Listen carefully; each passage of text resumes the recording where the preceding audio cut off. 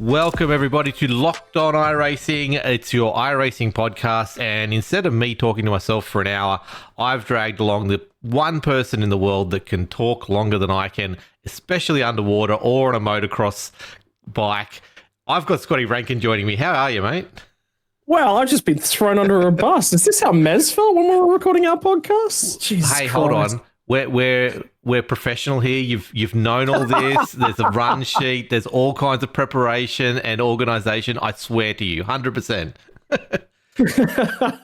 No, man, I'm doing really, really good. It's taken me a long time to get my life into a really, really happy place, but no, I'm feeling really good at the moment, to be perfectly honest with you. Everything's going pretty well. I'm very happy. Well, that's good because you are a man of no time until now. You have not stopped doing stuff all year long. So I messaged you actually.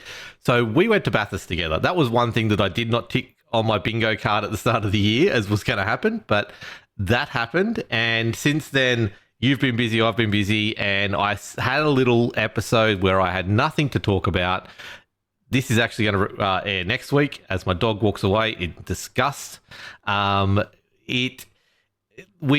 had nothing to do, so I went, cool, I haven't talked to Scotty for a long time since Bathurst. We haven't really caught up about Bathurst, and I know he's got about a million things he wants to talk about, so let's wrap up the year and see where we're at. So, Scotty, welcome to the podcast again. Third time? Fourth time? I can't even remember anymore. Fourth time? Yeah. We're regular at this point. Who cares? If you're a new listener, strap in. This will be a 45-hour podcast, so just bear with us. So look, Scotty, where do you want to start? I want to know what you've been doing for the year. You tell me and the audience what you want to tell us about your year, and then we'll go into some of the highs and lows of this year as far as us, and then we're going to go on to Supercars, F1, sim racing in general, and your motocross history, because you've got prolonged props for tonight. Yeah. We brought props. So for me, this year is probably the most intense it's ever been. I've had to move a whole bunch of times in the middle of everything, which has been challenging to say the least. So my year's been all about recovery and growth and working on myself. For those of you sitting along at home don't know, I had to move 1,000 kilometers after I got divorced late last year, and it's just sort of been a real struggle just to try and find my feet. But one of the biggest things that's happened is I've started looking after myself a little bit better. I've started doing a lot more. I've been to Bathurst 12-hour, Bathurst 1,000 and Queensland Raceway this year. Was thinking about trying to squeeze another one in, and yeah, things haven't necessarily gone my way. In the middle of that, the job I work on has lost its contract. So I've been I have no idea where I'm going to be in a couple months. I have no idea what I'm going to do. And the biggest thing that I've learned out of the last 12 months is just ride, just enjoy yourself, relax, and let things happen as they're meant to happen, which has been really, really cool. Doing some new things with the Hall of Fame as a part of the Australian Sim Racing Group and the V8 Pro Series. GT Pro has been a real interesting thing to sort of rise up and be a part of the landscape. I think, just the year at large has just been really unique with a lot of the things that are going on, and next year's going to be even bigger. I'm back to racing again. Hey, winning. Which is really, really cool. Got a really cool offer to go and join a NASCAR team, and that's been going really, really well. I'm very, very happy with the way things are going with that at the moment. Things are finally coming up Millhouse. So it's been a challenging year and a lot to get here and a lot to get into the position that I'm in. But it's we're finally starting to see the payoff and the rewards for all that, and it's just been awesome. It has been so cool to be a part of so many different interesting things that have happened this year, and it's it's just been a long strenuous year, and what that evolved into is the week of the Australian Sim Racing Group Bathurst, and that was just a week long of broadcast, so busy all week, now we're in a really relaxing, quiet spot after that. So So I bugged you for more work to do. That's it. Well, yeah, kind of. But at the back end of the year, this is the first time I've not had a midweek broadcast in a long time. The only thing I'm doing at the moment is Premier Endurance League. And that's really, really, really cool to actually have some time off to myself. So finally, things have settled down after 10 months of just nuts. So So I'm rusty at the whole talking to another person on a podcast thing. For those out there who don't know Scotty Rankin, because there are a lot of new people to the podcast, there's a lot of new people to sim racing. Where have they heard your voice? That's the main thing that they would know you for. But where have they heard your voice predominantly in the last 12 months? Predominantly in the last 12 months would be anything to do with Australian sim racing groups. So that's the Logitech V8 Pro Championship, which is generally considered the top level of V8 supercars racing in the country, and also the Gamersman GT Pro Championship is a part of that as well, which has been 3-hour multi-driver swap endurance races, which has been really, really cool. So yeah, as a part of that, little bits and pieces going on there that have been keeping me very, very busy with longer stuff. Premier Endurance League's the other one that I've been doing by and large. Scheduling clashes at the start of the year meant I dropped the other series I was doing, which was the Australian NASCAR Championships as well. It was just a lot of issues just with me and where I was at that point in my life. So I had to drop back on one. It was that one. But I've also been doing the Oceanic Dirt Sim event stuff. I've been doing a couple of American broadcasts a week, which have just finished up as well. So yeah, it's I've been very, very busy. So it's anywhere. Basically, you've been hearing me just about anywhere. Busiest commentator in the business, as they say. So, yeah, look, I've obviously known you for a long time now. I think it'd be at least 4 years or so. We've been going back and forth since I've been doing the podcast. So, you are one of the best oval track drivers that I've come across at times. We ran. IndyCar, you were teaching us, the knowledge you have around racing / sim racing is unbelievable. You can describe a situation better than anyone that I know, and you can call something out that's happening 4 or 5 minutes in advance just by watching things happen on a broadcast. So I think that's pretty fair to say, and I don't think anyone's going to argue with me on that. So your knowledge is amazing. So thank you for that. You and me have the similar situation where we went to Bathurst and we weren't sitting next to each other, thank God. But the people who were sitting next to us, I had Kate next to me, and she basically was annoyed at the fact that I kept on calling things before they were happening. The commentators would say things about 30 seconds after I would say it every single time. And I think the Baxter Peter and the Warrens down there probably had the same situation with you. They had their own personal commentator sitting right next to them. They brought them with them. It was great. But Pete and I have actually, over the last couple of years, we've actually been messaging each other. I think it was the year where Shane Van Gisbergen got the 5 or 10 second penalty or something. And Pete and I both messaged each other and were like, Van Gisbergen's just run the race. Everyone looked at it and went, he didn't pit under a safety car. He's lost the race here. And Pete and I are messaging each other going, no, he just won the race. But it's one of those things, when you get to that level, there's a lot of subtext that's going on. That's what you've got to really try and read. It's not the actual race that you're trying to read. It's the subtext, the little extra bits and pieces that are going on. So, I think for me, that's been one of my biggest skills over a longer period of time, is just the ability to read races and just pick up on small things that a couple little people have commented on it at different points as well. But that's racing. If you're not looking a couple minutes down the line at the very minimum, you're not doing your job right, so you got to be challenging yourself to be that little bit different. So I'm always terrified when I'm recording stuff, so I'm just making sure that everything's definitely recording. So we get to the end of this and we'll have to do it again because it's not recording, but hopefully you're hearing this perfectly fine when it all comes out. Look, what did you think of Bathurst? I can't even remember if I asked you, was this your first Bathurst 1000 in person? Yes. That's It crazy. was. Oh, I had so much fun. Gee whiz, what a weekend. We were lucky enough that Dan Hall through Logitech actually hooked us up to go and be a part of the Tickford Garage, which was really, really interesting. And just watching a lot of stuff from the other side of the fence. I got to meet Aaron Borg for the first time, Amar Sharma, who's been a friend of mine since I first started sim racing out of the V8 Ute series, and he'll step up into Porsche Cup next year. Jack Wittes, I went and met in person. Caught up with Jake Burton again, caught up with Lockie Mansell again. It's these sorts of events aren't just about going and enjoying them anymore. They're going and being a part of the action, which is really, really interesting, and getting the behind the scenes tours, which was it's something I've never done. In the last 10 years, I've never been to a race. And I ticked that off the list and ticked it off the list plus a whole bunch more, which was really, really cool. That's one of the things I wanted to do this year. And yeah, we we absolutely did that. So yeah, if you walk around a racetrack with one Scotty Rankin, you are being pulled over every 5 seconds. Hey, Scotty, can we have a chat? Hey, Scotty, I don't even know half the people that we ran into at the time, but it was great fun seeing that. And look, it's a weird thing. Like, I'm sitting there at Adelaide and I'm watching the broadcast. All of a sudden, I'm like, that's Jack Burton. He's sitting there he was doing engineering for Vaughan when he was winning the race. And I'm like, I'm messaging the boys going, hey, Jack's on TV. Like, what's going on?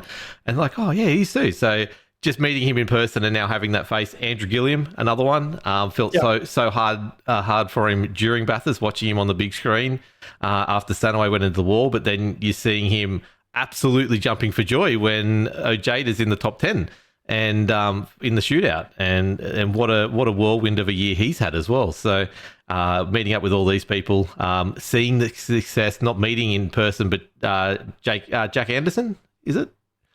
Josh Anderson. Sorry. Yeah, getting to race the 86 this year. So, and winning a race at Sandown. So,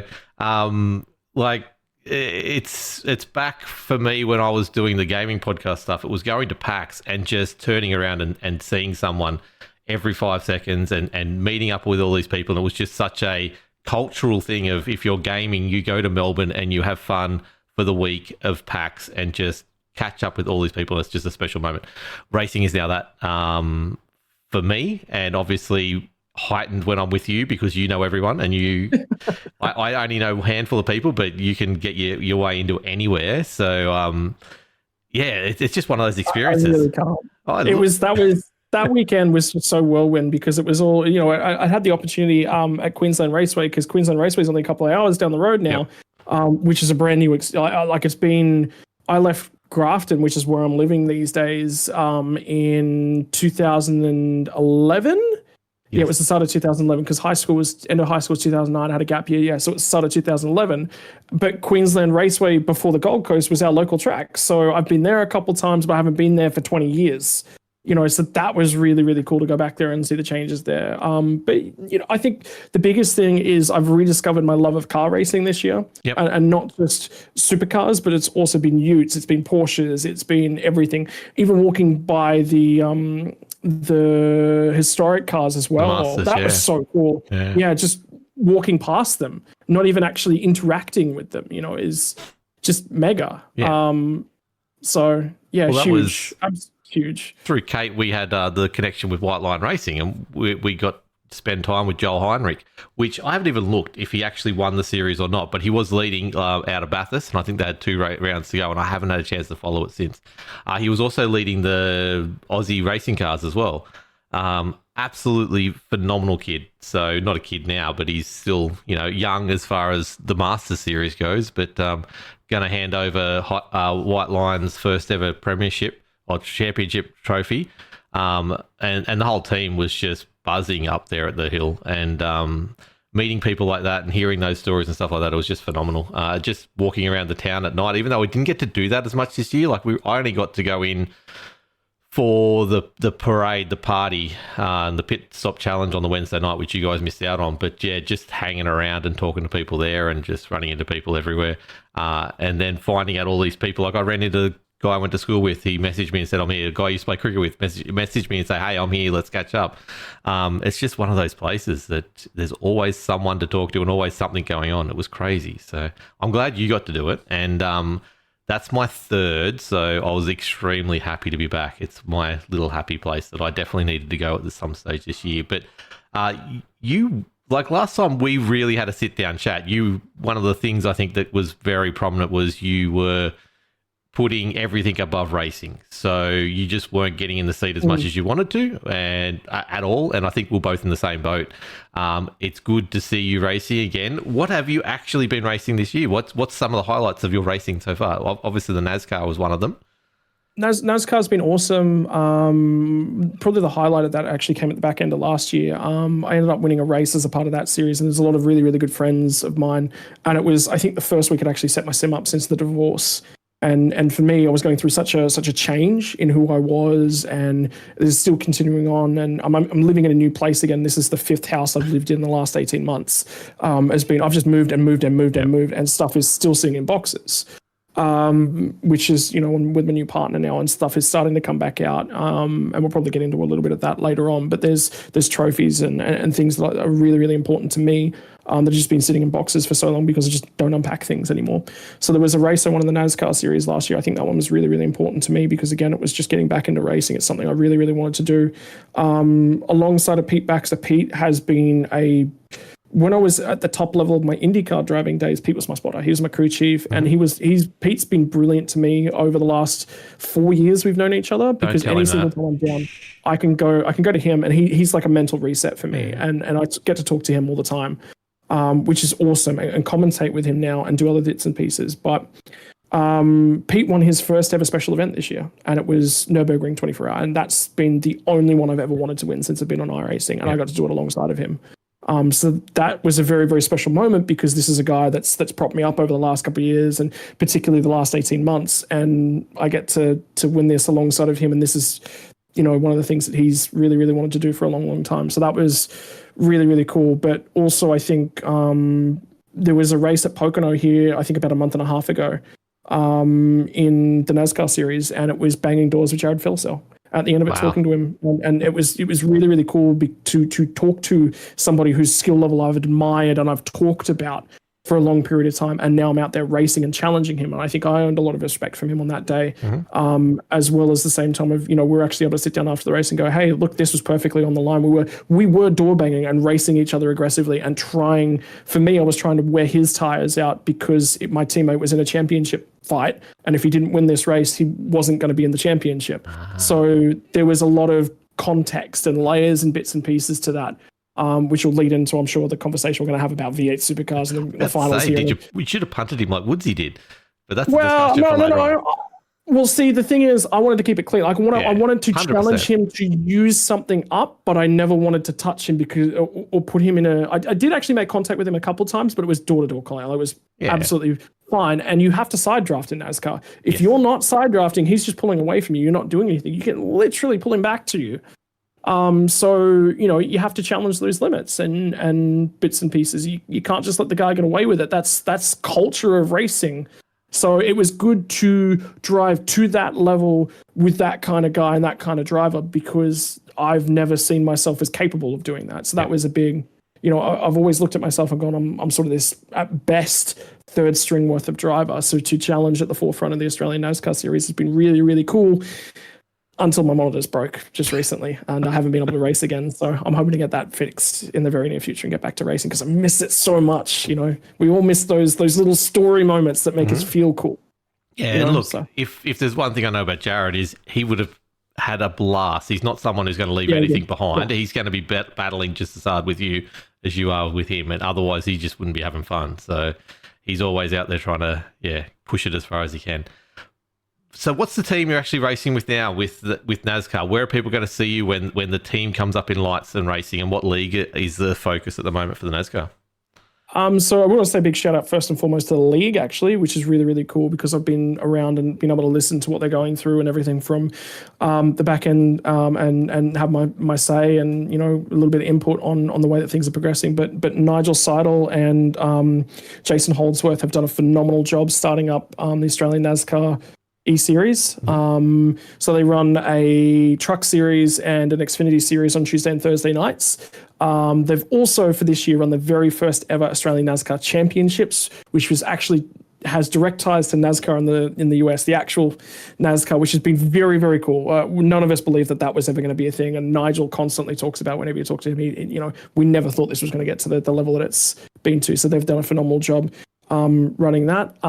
So the team I'm running for is Vortex Simsports, teammates at the moment with Ethan Winter, TBAs on potential extra teammates for next year, because we're trying to go through a little bit of a rebuilding process. Ethan is a brilliant driver and so good to work with, because he's got the talent, but he doesn't have the racecraft, he does have bits and pieces of the racecraft, but he doesn't have some of the strategy, some of the tinkering, which is where my knowledge of NASCAR sort of comes in, which has been really, really cool. So I've got, he's taking me to a new level from a talent side of things, and I'm taking him to a new level from a mechanical and a strategical side of things as well. But I've also had the opportunity to drive alongside of Lewis Greathead, Fitzroy Beaumont, and just a whole bunch of the guys from Vermilion, which has been really cool as well. Getting in behind, they're going through a little bit of a team mindset and growth phase at the moment as well, which has been really cool to not only witness that, but also have a little bit of a piece to say in, hey, this is not really in the spirit of racing, let's change that. And the positive mindset that's come out of that as well has been really cool to be a part of. Yeah, definitely. I've seen Vermilion around a fair bit, so in all different leagues. So it's good to see you working with them as well. So that's good to see. I wanted to go back to your broadcasting for a second. I've seen you've made the iRacing top 10 for especially a call with the Logitech G. First ever race, wasn't it? The Phil Cell. Was it Phil Cell coming across the line? No, it was one of the others. I can't even remember. Anyway, the call of the century. You remember that one in particular? There was, I think the one you were referring to was actually V8 Vets. Was it Vets? No, it was Vets, and it was Taliancic. It was Taliancic trying to track down a championship, and it was at Magello. And I remember that. Sorry, wrong one. It was a great race. And Tally was trying to run down Ricky Hyde, and it was for 4th and 5th place on track. But that one spot was the difference between winning a championship and not winning a championship in the points, because Ken Latta was ahead and scoring more points. And as it turned out, Ken Latta would have won the championship if he didn't start his post-race celebrations slightly too early and pick up an incident point on the cooldown, because Vets gives you points for an incident point for a race. That was the difference in the championship. Yes, I was confusing it with something else, but yes, was there anything like that this year? What was the standout moment or the race that you called this year? I know the Bathurst 1000 was very special to you just recently, but is there any ones that stood out? This year, I think it probably goes back to the qualifying series, actually, and watching Hobbo actually throw away a race win. I think probably the two best races of the year have actually been both from the qualifying series, which has been really challenging. There was one where pit stop strategy, and the third one actually is one of the Detroit Belial races from that series as well. So Canadian Tire Motorsports Park, and Hobbo's got the lead by a couple seconds, and he's looking set. And this is in the phase where it was golden ticket, lock yourself into the main game series. And first race at a high level in the Gen 3 V8 Supercar in February this year. I think it was the first week of February. And he pinched a brake because he put one wheel on the marbles. And this is right when the marbles were a little bit too strong, and they still are a little bit too strong if you ask me. But they were stronger at this point in time. And this was the first real high-level race on marbles at that point. So he made a fractional mistake because he wasn't ready for it, and nobody was ready for it because nobody had 40 cars on a track racing at this point. So he lost that, and we had a pass for the lead that went nuts. And Emily Jones won the race as a result and tagged herself into the Pro Series. Then there was, I forget who actually won it at Fuji, but there was a fuel save strat and everyone who pit strat because there was a safety car right on the fringe of whether or not you could make it. And there was a whole bunch of guys who came in for the fuel and were like, no, we're just going to fuel save. We're going to try and make it. And it turned out that it was like, I think first was a fuel save guy, second was a guy who pit, third was a fuel save guy, fourth was a guy who pit. Like it was perfectly timed. And that was at Fuji in the qualifying series. And that race was nuts. And then the Detroit Belial where you had Phil Cell and Gilliam. Gilliam they both pit, and all the Trans-Tasman guys hadn't pit, and Madison Downs self-sacrificed himself to prevent them from getting a race win and gave it to Brady Myers, and that was probably one of the best races. And then the Phillip Island 500, where the Lobbs guys played the strategy because it was the only way they were going to make their strategy work on that day, and had to pit twice under a safety car to do their driver swap, which put them out in 20th, and Phil Cell drives from 20th to win the race. And it was just like, we're all sitting there going, no, this doesn't happen. Like this doesn't happen.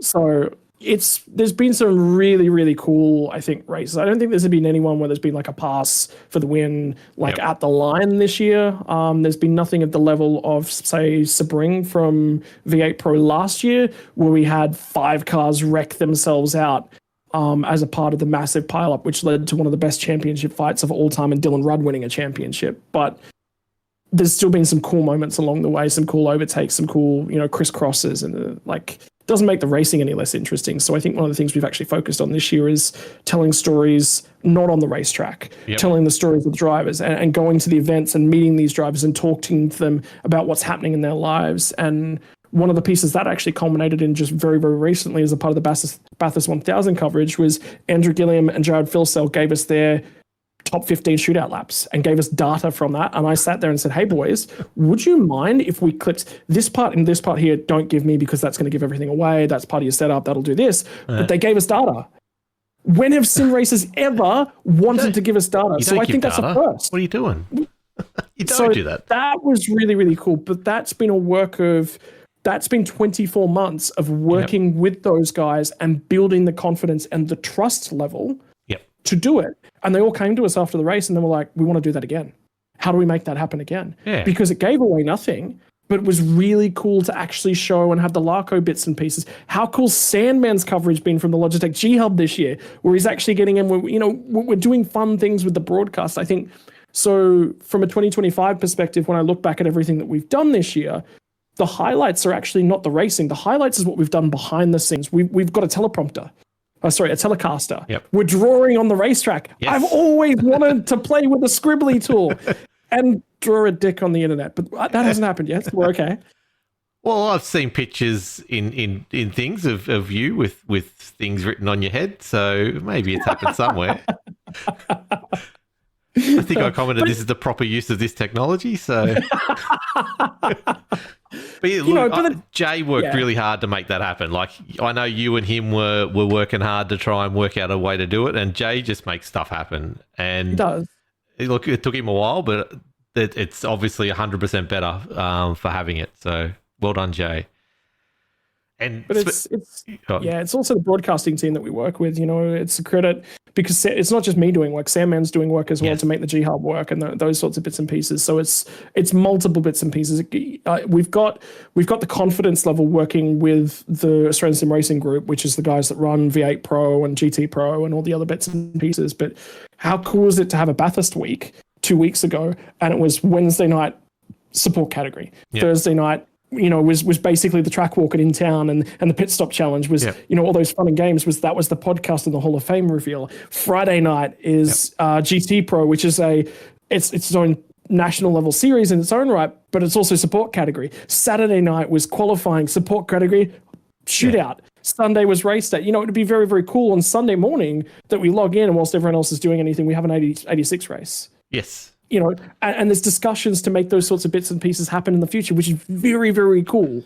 Yeah, look, that's been the dream ever since I've started watching sim racing. I'm like, why can't we just have like a whole heap of races on one day and or multiple weekends, like multiple races on a weekend that all feed together and tell a story. And you have some of the drivers, just like in real life, some of the drivers are doing support series, but they're also doing co-driving as well. So building that whole immersion thing that we love to talk about with sim racing, but doing it with the broadcast side of things is phenomenal. So I'm really glad to see the evolution from back then to now. Like, we've had the E-Series with the supercars that went through COVID. They didn't even consider like some of the stuff that Jay's doing and you guys are all doing now. Like, just wasn't even a thing. They just wanted to put the racing on there with the names that they knew and some of the names that you don't know or we knew but no one else knew, and let them barge doors, and that was it. So it's been a huge evolution, and I'm excited to see where it goes to from here because, like I said, in 4 to 5 years we've gone so far, absolutely so far. So yeah, let's see what happens next year and see how good it gets. Speaking of Jay, though, I want to go on to this Hall of Fame you've mentioned a few times. I didn't even know it was happening. I've been too busy with my world and everything else that's happening. Take us through what happened on that special night. It was Friday night of the Bathurst 1000. Logitech G edition. So it was actually the Thursday night. All of the individual videos have now been put up on Facebook, which is really, really cool. But there was a unique opportunity with a bunch of the group that's behind it, a bunch of influential people from the sim racing world. You got your Bo Albert, your Jordan Ross, Brendan O'Brien, you, myself. You had enough people there that could give wider input. Jake Burton as well. Which was really, really critical. But the idea and the concept behind the Hall of Fame literally stems back to, and I'm not a part of this, by the way. This is only just talking to the people that are. But let's reward the people. Let's give, at this point in time, all of these people would have received a lifetime membership to Motorsport Australia, to if they were a cricketing player, the lifetime membership to the cricket club, motocross. My parents have got lifetime memberships to our local motocross club because of what they've all done over 25 years. Sim racing's not quite that old in this capacity. But what can we do that represents that? Because we definitely have people that are worthy of those sorts of awards.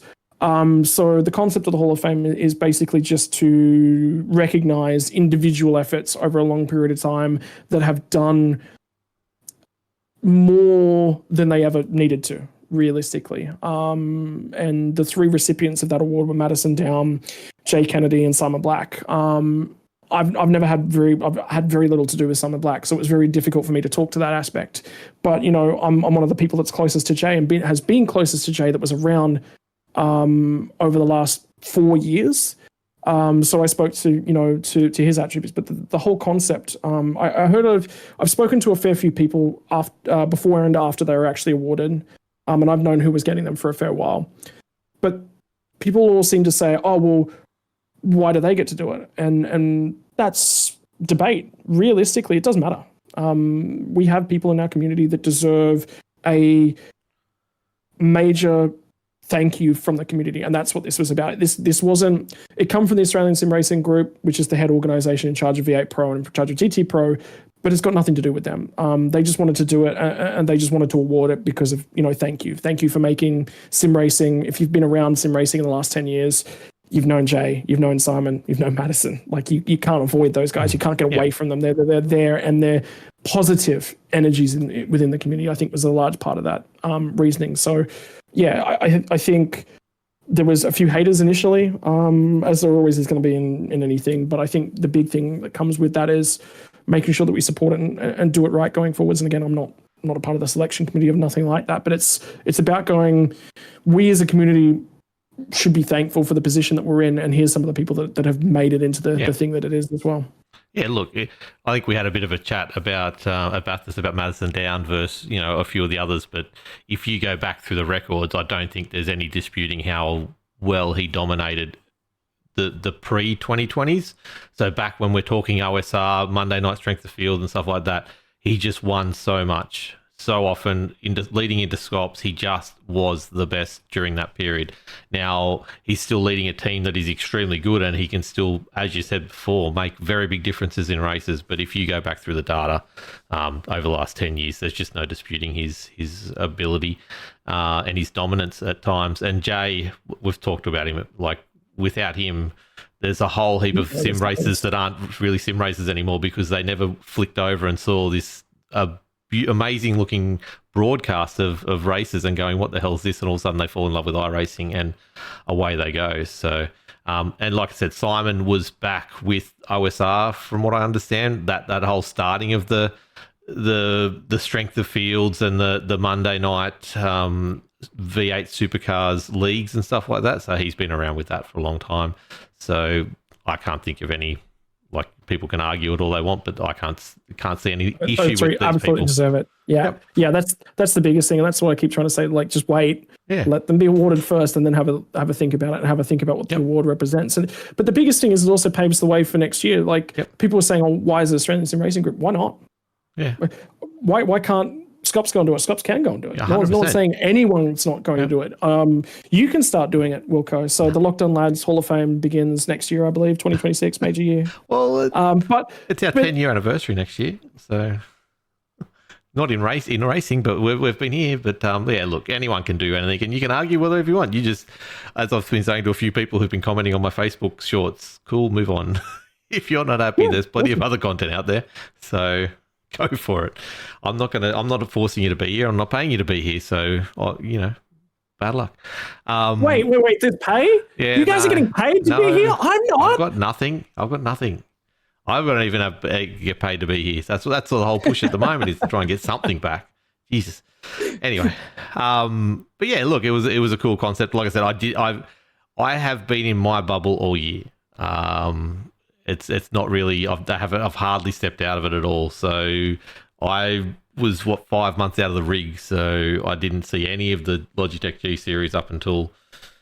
Actually, I don't even know if I saw any of it this year. So didn't even watch any Scops or anything like that. It was just I came out, I focused on V8 vets because that's what I fell into at the time. I almost didn't even do the season. I actually told John Van Ray that I wasn't going to do it. I didn't have enough time. Then last minute, I just said, hey, you got a spot, and he put me in there, luckily. So, and that's been the last 10 weeks, and that's all I've had. My iRacing this year is literally condensed down to the last 10 weeks. So I've missed all this. So it's good to see the how much the community's involved in over 2025, and I've not seen a part of it. So it's great to see, though. And look, 2026 will be better, bigger, in all that kind of stuff. But let's talk about some actual real racing. I know you're keen. I know your thoughts on a few things. So we're going to have a bit of a discussion here, and it's going to get very debatey, I think, at times. But I look, let's start with Supercars. Let's go to the obvious one. Supercars has just wrapped up, just had their grand final, just had their final series, the inaugural final series, and Chaz Mostert has been named the champion for 2025. Car number 25, fittingly, is the 2025 champion. It will now mean next year in 2026, the number one will belong to a Toyota Supra, which is a very interesting thing. Either way, it was going to be a weird one because if Brock had have got up, the Ford would have had the number one, even though the Chevy had won the series. So either way, there was going to be some controversy out of this. Either way, with the final series, the way it was set up, there's going to be some controversy out of this. They're loving it because it's free marketing, because people like us are talking about it, and that's 100% why they're doing it, because more people are talking about it for less money that they have to invest in it. What did you think of A, grand final weekend, and B, Supercars for 2025, Scotty Rankin?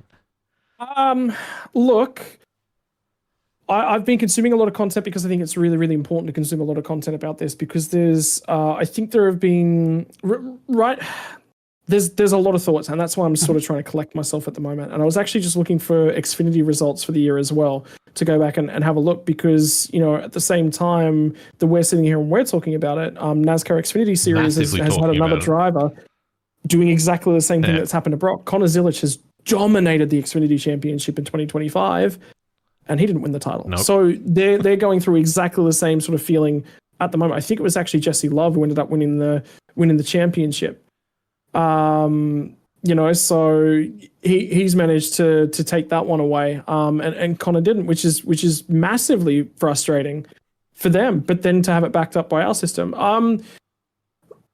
it's unique because I think we've had a long period where the championship's been one or two drivers go down to the wire, and whilst ever it was, I think back to the heyday of like the 2000s, and you had your Mark Skaife versus your Marcus Ambrose. That was awesome. Yep. To have Holden versus Ford. But what we haven't had for the longest period of time is, you know, that actual battle where we've had guys across teams. So this was born out of that and born to try and solve that problem. It solved that problem. There were 4 guys in contention on Sunday. Maybe. On Sunday, there was two guys very good, very likely in contention, and it should have gone one way, barring a disaster. But you managed that, and that's what Championship Sunday works its way out to be. I think the move, we always knew Ryan Wood. If you go back to Saturday's race, Ryan Wood made a very, very similar move on lap 1, and Feeney let him go and still won the race. Yep. Why did he need to do that? Was it a little bit of an ego thing? He'll learn from this. He absolutely will learn from this, and he won't make that same mistake. But at the same time, everyone's saying, oh, that cost him the championship. No, actually it didn't. Mechanical failures cost him the championship.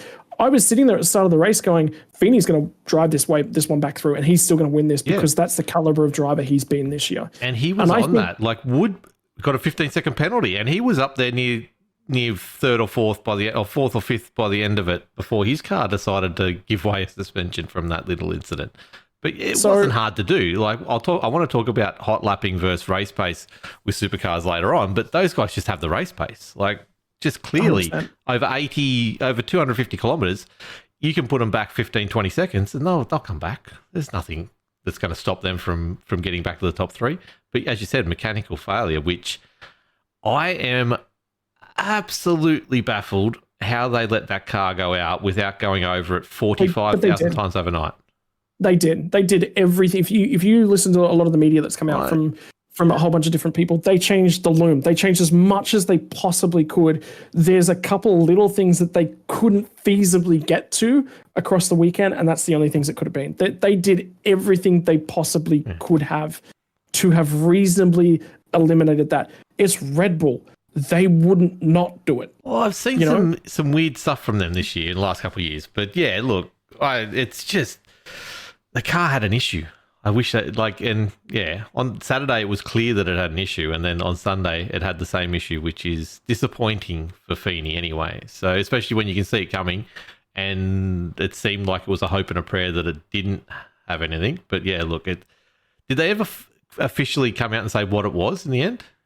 No, I haven't heard anything yet from what it was. There's been a fair bit of speculation about what it might have been.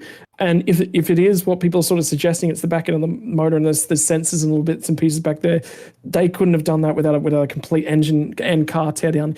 And they've covered enough of that. Like what you've got to look at that result and realize is there is some things they cannot do until they get that car back to the factory and they get that car back to the workshop. And it's very, very likely that the issue is related to that, and there's nothing they could have done. But Feeney drove her out at fine on Saturday. Like it was there, and it was causing slight issues, but he was still able to drive it. So the issue devolved. It's probably something related to heat as well. Once the engine gets up to a certain operating temperature, that's when it kicks off. Because if you watch, and the other thing they talked about as well was that it was only happening whilst it was in traffic, which again says to me it's probably temperature related. There is a temperature element. I'm not saying temperature is 100% of the problem, but the issue was in dirty air. He was seeing more of a problem. When he was in clear air, there wasn't a noticeable problem. Red Bull are not the kind of and the attitude and the way that they go about their business is that, and business is the right way to talk about it in this instance. 100%. They do not treat this as a sport. They treat this as business. Yeah. And that means they come out and they win at business. They've done everything that they deem was reasonable and then more than reasonable. And at the end of the day, they've got all of these sensing. We're couch experts. Yes. We have no knowledge of what goes on in the back end of an engine. When we walk into a pit lane, we're not even allowed to take photos of uprights in the suspension in and around wheel arches, right? Yep. That's the level of ability we have to dive into an engine. We couldn't feasibly, none of it. We're all sitting here and going, it could be this, it could be this, it could be this, it could be this. None of us were confident of what the issue might have potentially been. Red Bull weren't confident. In that DJR pit walkthrough we went, they specifically said that you're not allowed to actually open the engine. They can't actually do any work on the engine. It's got to be sealed, and only someone who comes in from obviously Chevy on that side is allowed to actually do things with it. So I guess outside of an engine change, there wasn't a lot they could actually do on the race weekend anyway. I'm surprised they didn't go down that route. Are we aware that they didn't change an engine? Because they would have had a spare engine. Yeah, well, that's what I would have thought. Had two. So, they probably had two spare engines there. Yeah, I'd assume so. But at least, because like you saw, Wood had the engine problem at Gold Coast, and he was racing the next day. Like, it's something we learnt that they can do. So anyway. I don't know if they did or didn't, but that's where I'm shocked. But I want to go back to, obviously, I completely sidetracked you. Final series, Wood incident with Feeney. Feeney loses the championship, obviously through mechanical error. Chaz wins. I made a comment in our little Bathurst Discord that I believe that the reason there is more an uproar about it at the moment is because it was Chaz that won. If it had been anyone else, I think everyone was happy with Chaz to win, right? Chaz is the most liked guy in supercars, right? If the lead up to it was on my streams and everything was, I don't want Brock to win. I just want Chaz to win. Or if anyone wins this, I'll be happy if Chaz does. And I feel like Chaz winning it has given it a positive lean rather than where a lot of people, if it was, let's say it was Brock and Wood, right? Wood's an unknown. Brock's he's loved or hated because he's a Red Bull driver. That's just the way it is. Let's say Brock wins all year, Wood comes through. Nothing to do with the incident, just whatever happens, Wood comes through and wins it, even though he's won like one race all season. I don't think people are going to be as happy or as okay with it if that happens. But because it's Chaz, I think there's more people are okay with it than aren't. So I think we got lucky that was the first year. Anyway, what was your impressions of the final series, I guess, is what I'm trying to say, and I'm giving my feedback on it before you go into that. I think they got the result they were looking for. The fact that we're sitting here and we're talking about it. When was the last time you were talking about a championship from Supercars?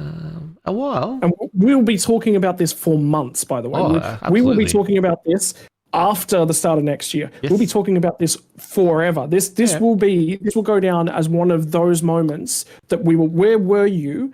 Adelaide 500 2025. Mm-hmm. What were you doing? I was camping and I was watching it. I had limited phone reception and I was watching it. Yep. Right? Yeah, and look, that's what they want, 100%. They want more eyes on their brand and more people overseas on their eyes on their brand. You can see, especially through Adelaide, they're bringing in Austin Cindric, they're bringing in David Coulthard, they're bringing in anyone who was high profile in any other league to show off their league out like Supercars to everyone else in the world. That's what they want, and that's where it succeeded. I just wonder long term how well it's going to be perceived. So, it's a challenge because I think when you have a look at where the sport is in 2025, I think they expected there to be a resurgence of love for it with the Gen 3 cars, and it's really, really difficult because promoting the sport in this country post the demise of Holden and the Commodore is a really, really difficult ask. Mm-hmm. They've come out with a Gen 3 car and it's going to make racing closer because there's less aero and the cars can follow each other closer. Well, the package hasn't done that. Again, the cream has risen to the top and they run away with the race again. And there's not really... BJR is struggling to get a car up the front. Team 18 finally had Anton De Pasquale doing quite well. So Supercars have an image problem.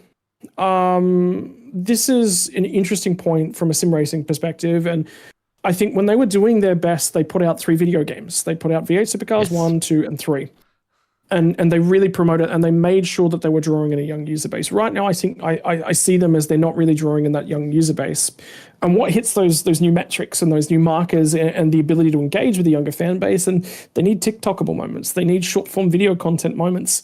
A regular championship doesn't provide those. So as a purist of the sport, the outcome is terrible. Scott Pye talks really, really well about this, and I strongly recommend anyone who hasn't watched any of his content go and watch his stuff about the finals because he talks about it really, really well. It's one of the things he's always done well is talk and talk from the heart and quite clearly about it as well. But at the same time, without something had to change. Was it this? I think this is far and away the most successful way they could have gone about promoting the sport. It's done phenomenal things for the sport. At what cost? There's always going to be a cost with anything you do, and the problem is Supercars is not really an achievable form of motorsport anymore. I saw a video earlier on today of the first ever Supercars race at Adelaide, and there was a debate whether they scored. It was 500 kilometers split over 2 days, but they only awarded points at the end of day 2. Bizarre setup that was. And everyone was like, they all arrived, and by force majeure, which is all the drivers agreeing, they went, okay, there's going to be points awarded at the first 250 kilometers, because they tried to create a 2-day enduro, which was really, really cool when they started there. But there was 40 cars. There was 40 cars. Yeah, which is when 24. It was at its best, to be honest. Because the sport's just not approachable anymore. No. So you're seeing that with Super 2s versus Gen 3 at the moment, where Super 2s were getting forced Gen 3 cars, and like, well, we're going to lose half the field. You don't even have a big field at the moment because we just can't afford to run something that's 3 times as expensive. So I'm sorry.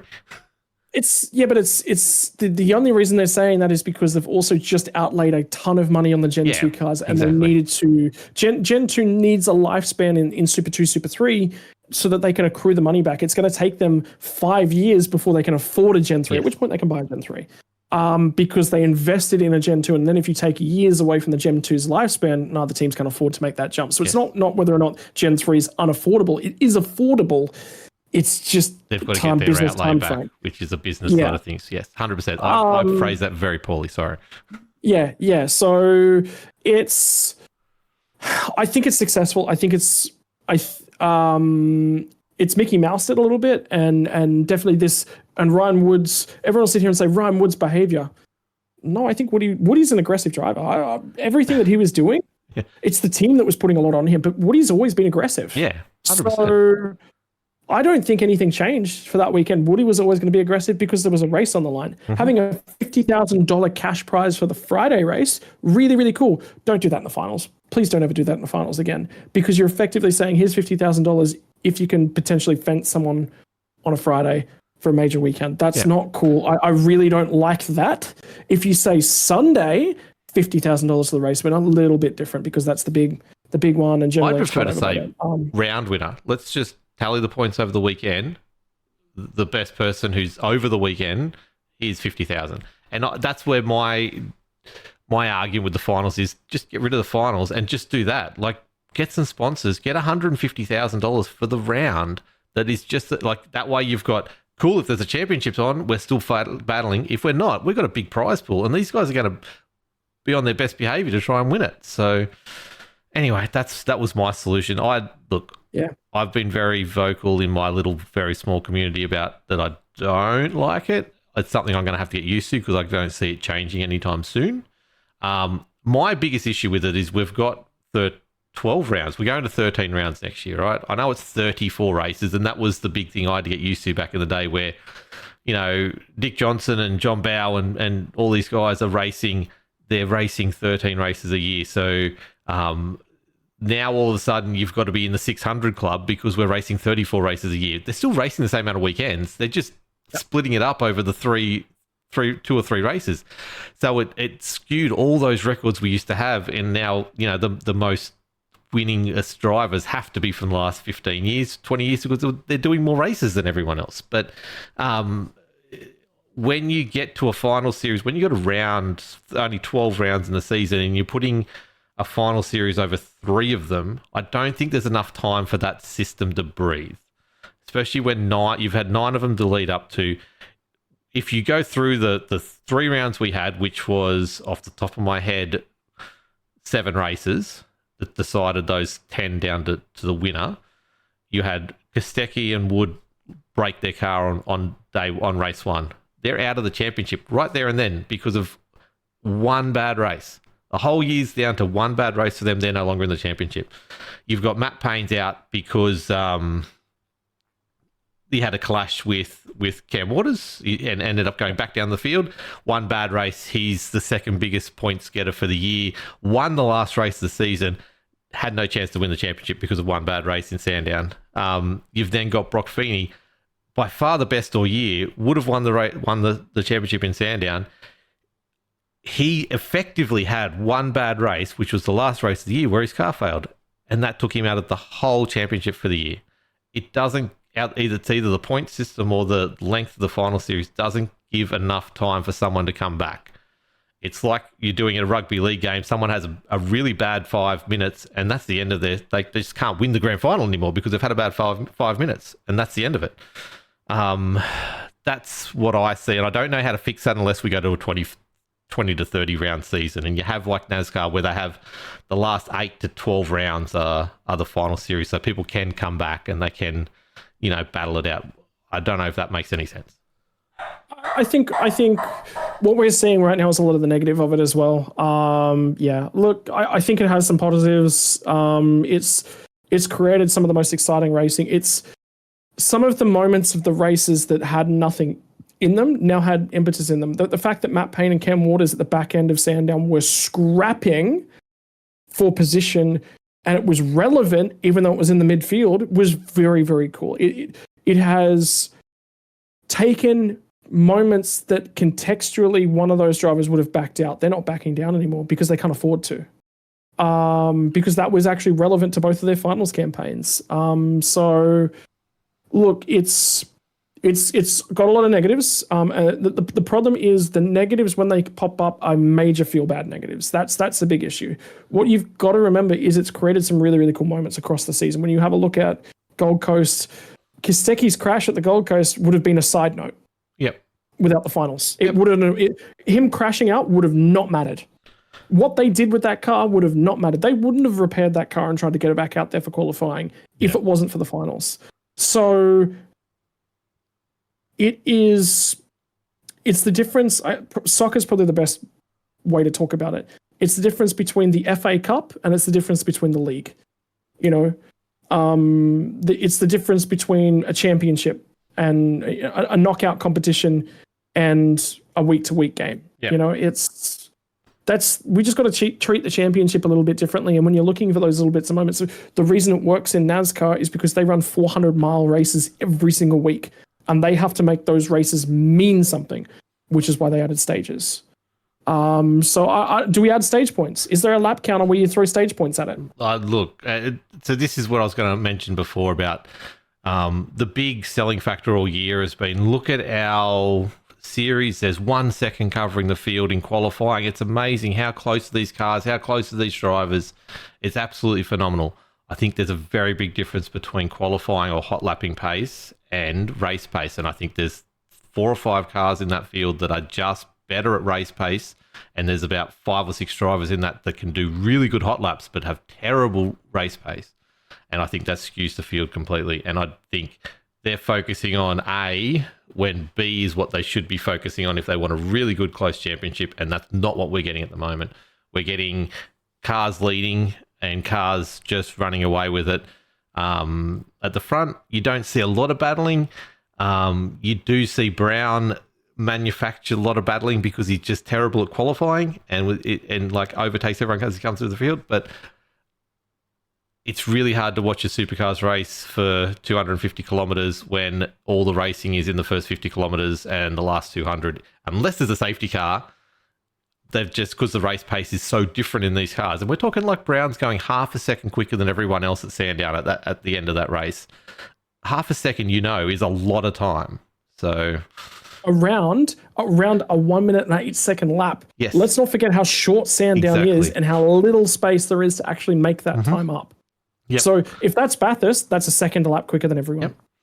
Yeah, and I think that's where the big issue is, and I don't know how to fix that. I can see it happening, as you mentioned before. Team 18's overperforming on its history.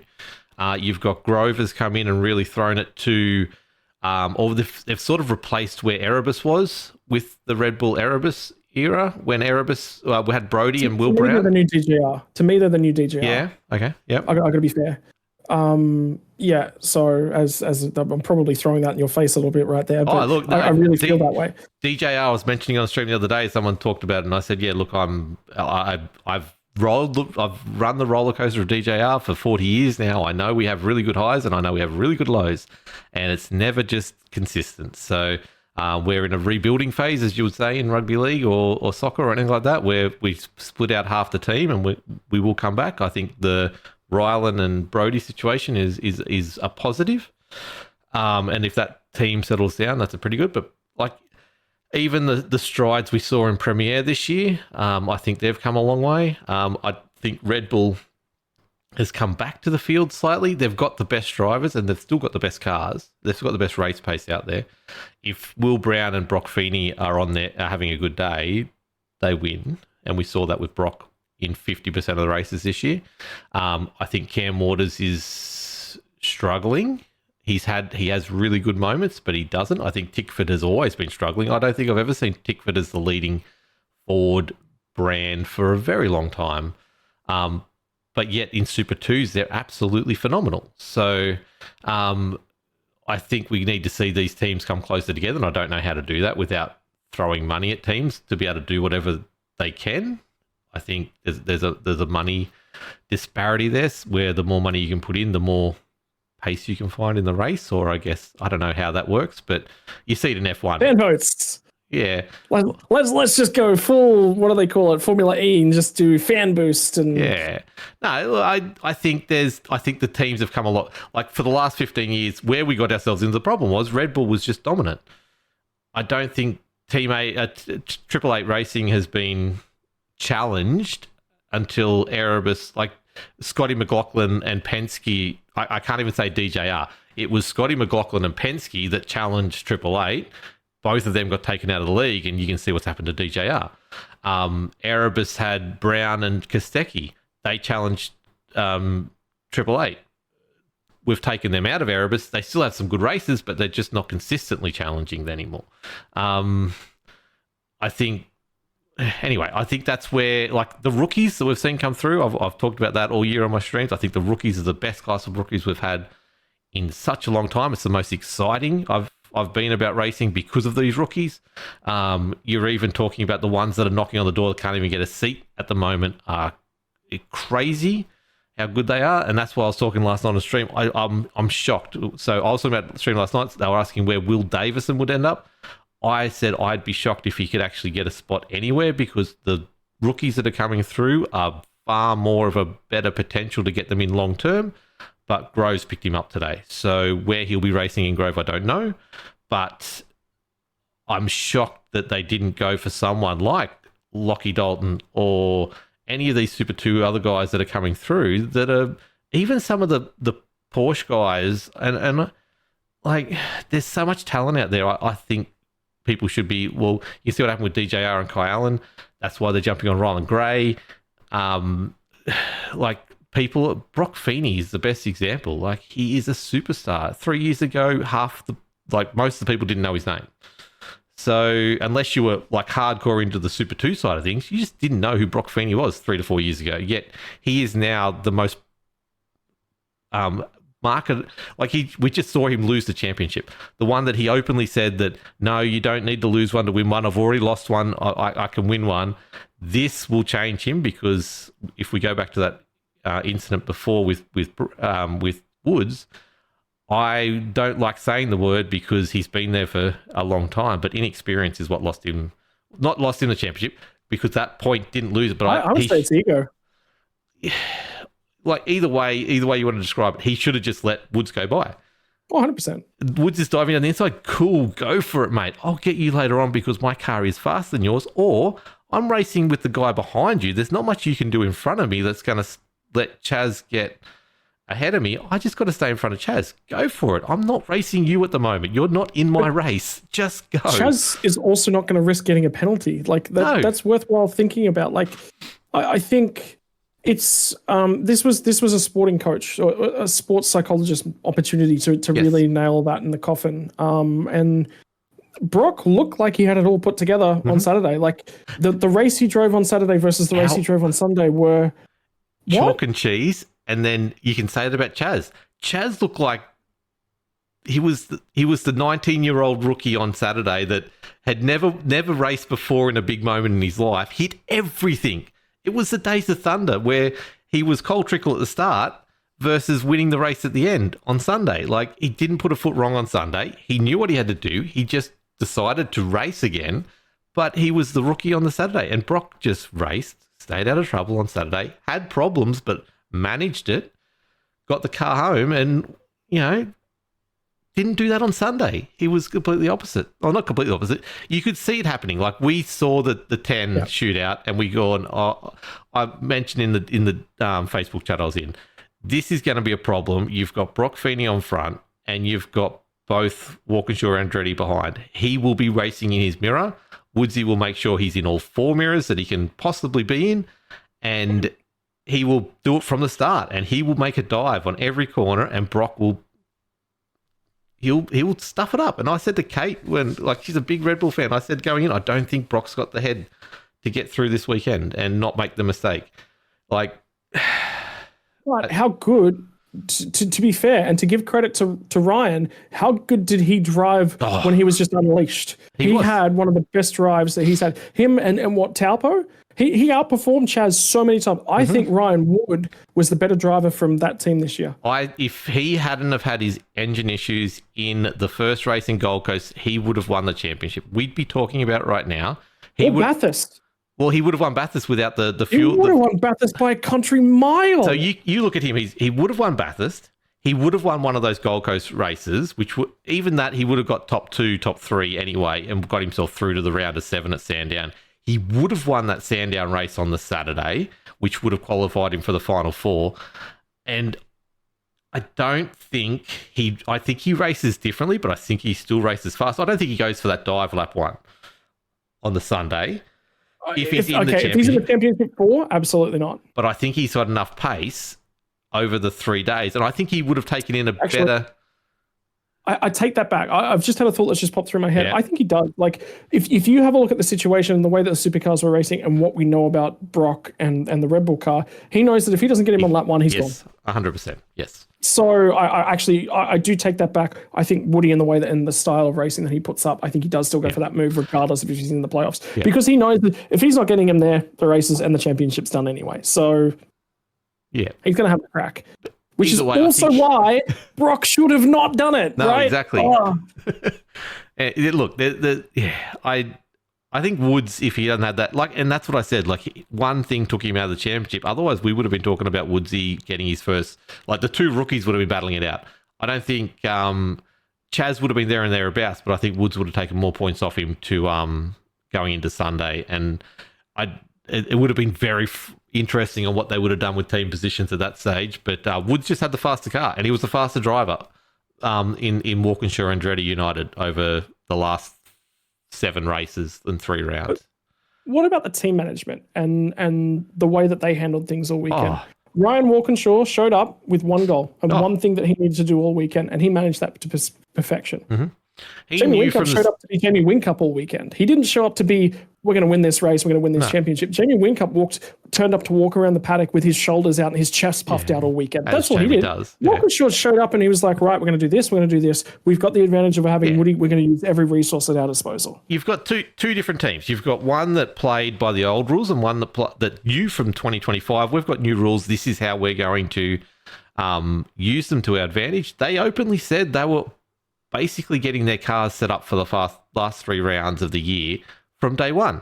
They didn't have to win any races leading into Gold Coast. They just had to be getting better to the point where they were good enough in the last 3 rounds to be dominant. That's all they were ever after. And look, the passion that Ryan showed when Woodsy and Feeney came together versus the disgust that Jamie had, it gets taken out of context when you look at it individually, but you could see how much it meant to them and what they knew what they'd been working for all year. It happened. You can't just turn around and go, oh, that's a questionable situation, I better not show emotion. No, they've spent all year getting this ready, and they'd realised what had happened there.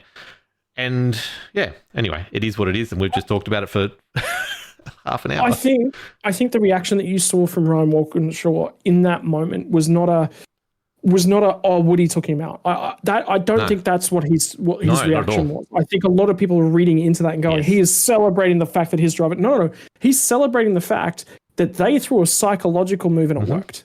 Yeah, that was a psych out. That's all that was. The fact that they made contact was secondary, right? Mm-hmm.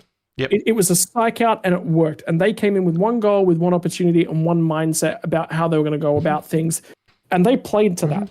If I'm sorry, but that is Supercars in 2025. Yeah. If you want to win the championship, you have to. Brock has driven amazingly. No one will ever take anything away from Brock. No one will ever take away from the season that he's driven. And I think the support everyone has shown him is awesome. I think everything that he's been spoken about, and Chaz even speaks. So he says, this is the guy. But I'm sorry. If this was 2024, Brock would have won the championship. 100%. It's not 2024. This is 2025. This is finals. Red Bull missed a trick.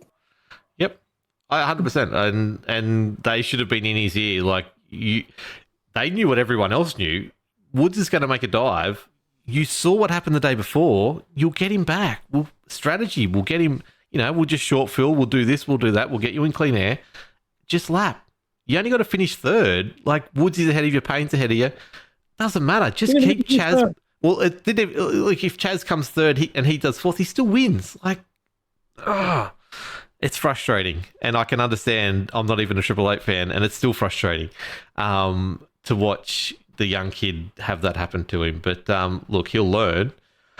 I can guarantee you he'll be bigger and better next year. The problem, who wins?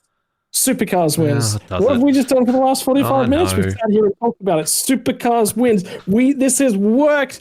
We've all been brainwashed. Supercars, you've won. Here's my life savings. Here's my house. Go ahead. You own everything. Anyway, so let's move on to the other one that isn't winning or is winning. I don't know if it's winning. F1, McLaren. I don't really want to talk about what happened on the weekend because I don't understand.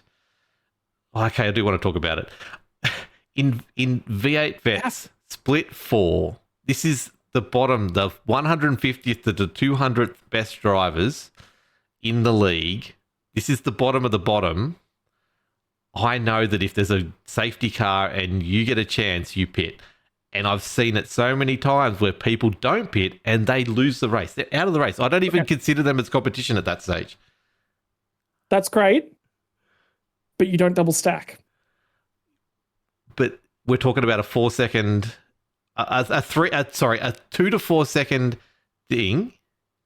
If he stacks, he loses 4 seconds, right? No, incorrect.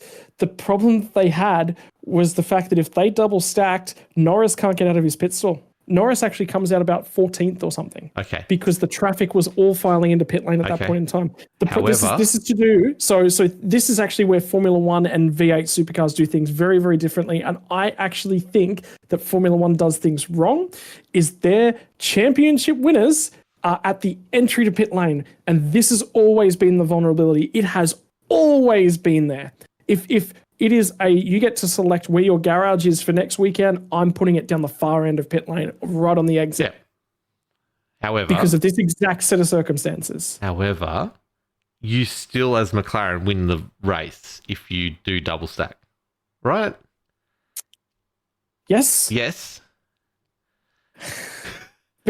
I think this is really this has got what happened at Qatar is as a result of everything that's happened over the last 3 months. Mm-hmm. It's been 100%. Boiling and bubbling away and waiting to happen. We don't want to favour one driver over the other, although go back to Singapore, go back to go back to Hungary last year. Yep. This all started Hungary last year because Oscar allowed Lando to undercut him. This is when this started. This didn't happen this year. This started last year. Yeah. Because Oscar got undercut by Lando last year, Papaya rules came into force. They've been an ongoing thing because of that one moment. Yeah. He had to give it back, and it cost them nothing last year. This year, it's cost them everything. Oh. But it's, the problem, everyone will sit here and go, why didn't you double stack? It's the reason they didn't double stack is the queue of, there's a lot, when you're just watching the Formula One race, and it's the same with V8 supercars, but there's less punishment for it. In V8 supercars, actually kind of more punishment because you have a longer pit stop because of fuel stoppage. But you need to be watching alongside of either the track map or the timing because these things are really, really relevant. Anytime you have a series, we have double stacking. The timing, because it was lap 7. If this was lap 15, doesn't matter. Because the field spread would have been massive enough that it wouldn't have been an issue. They would have double stacked them and been totally fine. I still think you've got a bigger net gain no matter what other decision you make. Because if you've got, you said, okay, so Oscar's in first, he comes out first, Lando's in 14th, let's say, right? That's roughly around where you think they would have come out if they double stacked. But there was no overtaking.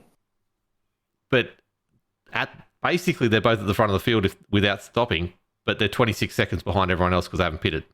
So they're effectively last and at least 25 seconds behind last place. So I still think it's a net gain. Even though they're double stacking, it's a massive net gain. I can't see it any other way.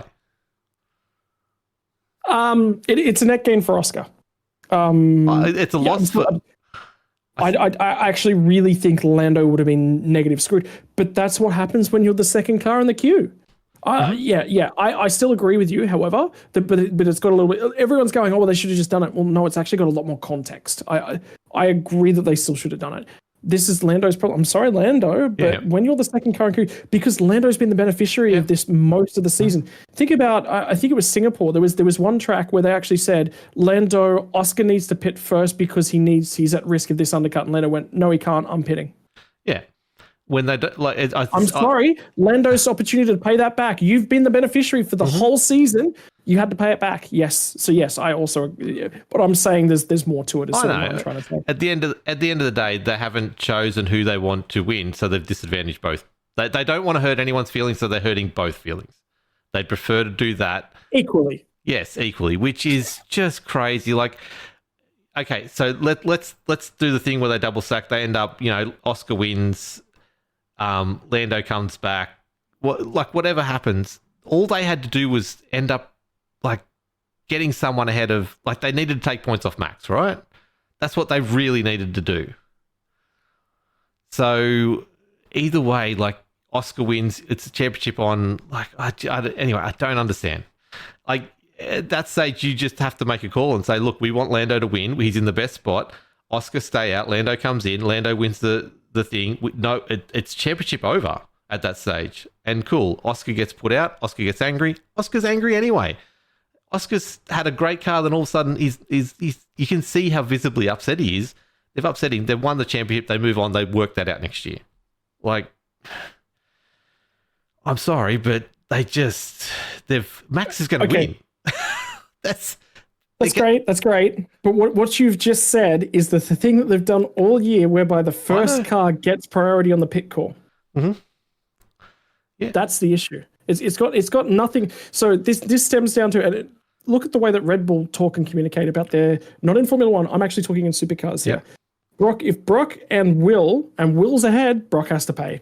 Yeah, 100%. That's all they had to do. Okay, it's my turn to pay this year. I'll drive better and not be in this position. And that's Oscar, what it comes down to.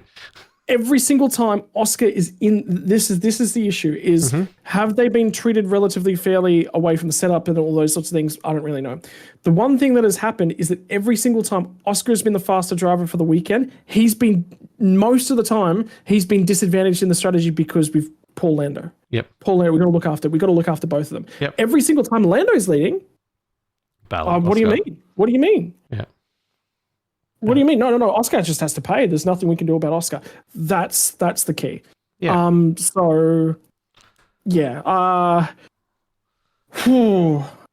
don't. And when I was sitting there and looking at it and going, oh, Oscar's got a really good chance to win at the start of the year, I was sitting there and going, we might actually have a championship where the two drivers can actually just talk and be really nice and civil to each other within the team, because that's Oscar and that's Lando. Yep. We've seen a very different side to both of them this year, which is awesome. Oscar, get your elbows out, buddy, because you've been placid and you have played the team game and wiped the floor with them at one point. Yep. Oscar's led the championship and been treated by as a number two driver whilst leading the championship. Fuck me.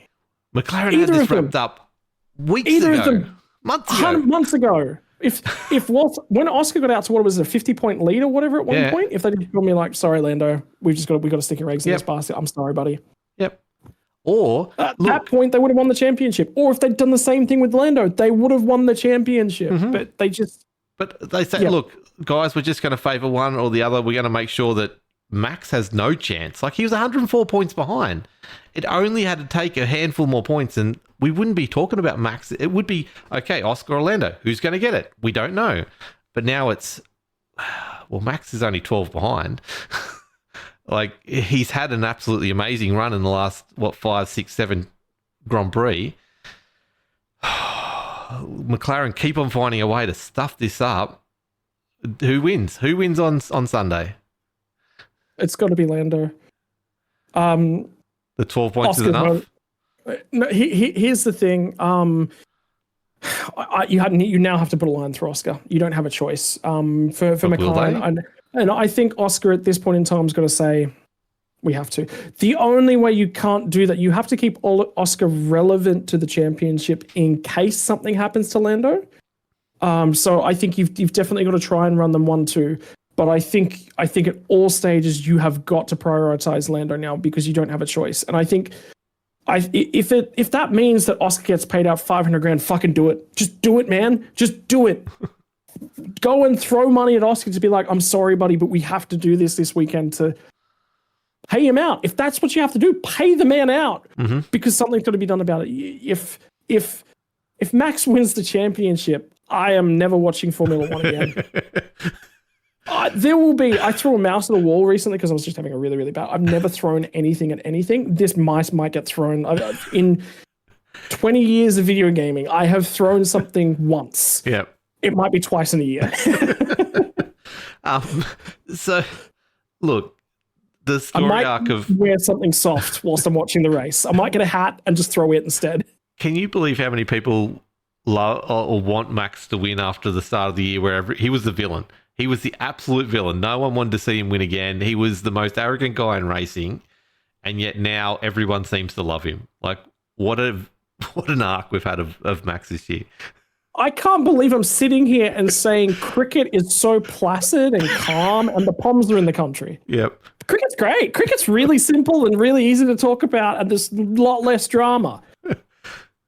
But look, my wife is now watching F1, so thank you to McLaren for making Australia unite under one crazy, angry cloud of rage, and brought all these people back together again, and they've all got someone to hate. It's why the Ashes go so well, because we hate the Poms so much. Now we just hate McLaren as a country, and we've all come together for the one single cause. So thank you very much, Zach Brown, for what you've done for Australia right now. So is Oscar getting out of his contract, you reckon? I think it'd be stupid. Because there's no active seats that he can go to right now. People would probably make a room, but he's obviously lining up for 2027, I assume, because it's the end of next year's the contract. I think realistically, what are the potential seats that he could walk into? Hamilton's worth too much money to Ferrari. So Leclerc's not going anywhere. Russell's not going anywhere, and Max is not going anywhere. Max might go somewhere. Anything could look. Yeah. Let's just say Max is probably the most stable seat there. Where else would you go? Well, you're never going to Renault. Yeah, it's basically Max Verstappen racing, right? He gets everything his own way, including racing GT3s at Nürburgring on his off weekends. He runs that team. That car is made for him. If he goes anywhere else, I don't see him getting that kind of treatment anywhere else. 100%. Yeah. No one would ever take Max on the basis of if Max and Toto were working together, Toto would hate it. Yeah. Max, you can sit and do the Norge in iRacing 24-hour in your camper van in between Imola, races. That's fine. In between qualifying. Yeah, go for it. Do whatever you want, Max. That's what Red Bull is. And look, they're not winning championships at the moment as team championships, but they're sure as hell front of mind of everyone who's watching F1, and they've got the last 4 drivers championships. So, they've got team championships up till this. They lost last year. McLaren won it last year. Yeah. So, look, I think Max isn't going anywhere. Cadillac is set up. I don't think you go to Cadillac anyway, but I think they're a band-aid solution at the moment. I think for 2026, they're you got those two. I can't see them as full-on solutions. I think they're just holding ground till they find someone. Max to V-carb. I've been saying it all year. The V-carb's the better car. The only problem is Yuki got the promotion to V-carb, and then he's got put on the wayside. No, sorry, he got the promotion out of V-carb, the demotion, sorry, and then he's been pushed out. There was the joke going into, I think, was it Brazil, Interlagos, where they're like, we're just going to swap the cars around. We're going to run Max in the V-carb for the weekend because he's qualifying so bad. So, look, but I don't see where. I think everything's locked down at the moment for 2026. I don't think Oscar's got a spot. So I think you're now getting Webber in the background to make deals to find someone to outs a driver to put Piastri in for 2027 at this stage. So I think Andrea Kimi Antonelli's seat is probably the most vulnerable of a lot of them. And I actually really worry that I think a George Russell Oscar Piastri combination would actually be really, really good. Because even when Kimi's been quicker, George has been going, hey, he's quicker, let him go. Yeah. What can I do to support Kimi? And I think those two actually working together would be really, really cool to see. I think that'd actually be a really, really good partnership. Yeah. In terms of driver mentalities and the way that they go about things as well. Like George has got frustration when the team won't, back him on those things. Like, I'm behind Kimi, I can drag him through. Let me pass. Was Interlagos, I think it was. No, was it one of those anyway? But he's got frustrated with the team. Was it Mexico maybe? But he seems to be willing to work with the other the C2 driver. It doesn't matter where he goes. If the team ends up, and if you have a look at Red Bull, McLaren, Ferrari, and Mercedes, if Oscar goes to any one of those teams, he's going to be in the exact situation he's in now, whereby if they end up at the front, the exact same thing's going to happen again. Yeah. So realistically, the problem is we're in a situation where there's so much driver talent going around. Do you know what my So I'm a big McLaren fan, and I'm a big Porsche fan, like those, and I'm a big Aston fan. Those have been my three sort of big companies I've supported for a long, long time. Yeah. I would buy an Aston Martin Oscar Piastri jersey in a heartbeat, and I probably should buy one at McLaren whilst he's still there because we don't know how long he's going to be there for. But I think everything's too locked down. There's just no openings. Is the problem? Well, you saw Oscar for the first half of the season, right? The man, they were calling him ice because he was just unshakable. He was just solid everywhere. He was the PR person. He was making the right calls, talking to the right people. He seemed happy, even though he never had a smile on his face. He just always seemed relaxed, I guess. This last half of the season, he's like, I just want to see Oscar happy again. That's like, when he's happy, he's racing. Like you saw him race on the weekend where he wasn't happy. He was by far the fastest car on track. He would have won that race by 20 seconds. If, you know, and he was begging with his team in those last few laps, let me go in now, give me the tyres, I will chase him down. Oh, I don't know. Can you do this pace? Just let me do it. Oh, okay, let us get back to you. Okay, pit now, box. Like, if he had the backing of his team, and that's what it comes down to, if they trust him enough to go, yeah, that's the right call, we agree, let's go, like, he'd be dangerous. He'd be one of the greats, but we'll see. I just hope this year doesn't break him, and then next year, I'm more worried about next year than this year, to be honest. If he's stuck at McLaren next year, what? I just had Facebook open and my Facebook just refreshed on my second screen, and the first thing that popped up was "Thank you, Yuki." And whilst we're having this conversation, did you not know that? No, I've just found out. Yuki's the reserve driver for 2026, and Hadjar gets promoted, and Lindblad, I think, moves in at VCARB. Yeah, that happened overnight. There was rumours swirling all week that it was going to be announced this week. But yeah, that's what I was alluding to before. Yuki went from VCARB, got the demotion to Red Bull, and now he's been kicked back. He hadn't accepted the reserve last I heard, so he'd been offered it, but now he's looking around for other options. There was talk of him end up with Honda somewhere else in one of the other sports cars, but... We'll see. Yeah, 100%. I was joking around. I'm not joking around, but I'm like, remember when we were talking about how good Yuki was at the start of the year when he was racing VCARB, and now we're talking about him semi-retirement from Formula One or being dropped from Formula One. Like, that Red Bull seat is terrible. So Hadjar, good luck. So he's had a real, like, Hadjar's been great in the VCARB. So we'll see. Did you know there's only been 16 years throughout Formula One's history that Ferrari have not won a race? And it's about to be 17? Yeah, that's crazy. Like, their year's been great. Like, they've got some of the best drivers on... Like, they've just got the best drivers. Like, they should have been at least winning one or two. Like, Hamilton is there. And Hamilton's going to finish outside... Or he has finished outside the sixth. It's the first time in his career where he's finished lower than sixth position in the championship. Like... I don't know. He's just not happy. Something's wrong with Ferrari, and I worry about next year because he's not even happy about the car for next year. So, anyway, that's Formula One. I honestly, at the start of the season, I've been trying to get into F1 for so long, and I just haven't been able to. But this year, with Oscar and the McLaren drama, I've actually got into it as well. So, we're watching it at work because I start work at 4 a.m. So usually the races are on at that time. So I'm sitting there, me and my other sorter at work is sitting there watching Formula One while we're sorting parcels. So it's been an interesting year, but this Sunday is going to be very interesting. By the time you actually hear this podcast, it would have all been said and done. So I might have to release this early and I'll do my other one later on next week. But yeah, anyway, that's Formula One. We are now encroaching on 90 minutes of a podcast. Do you want to touch on any of the other things that you've been doing, Scotty, or not doing? Or I never actually said we wanted to talk about mental health stuff at all, but we end up there. But I don't think we're going to get to there today. It's been 90 minutes. I don't really want to stretch things too far.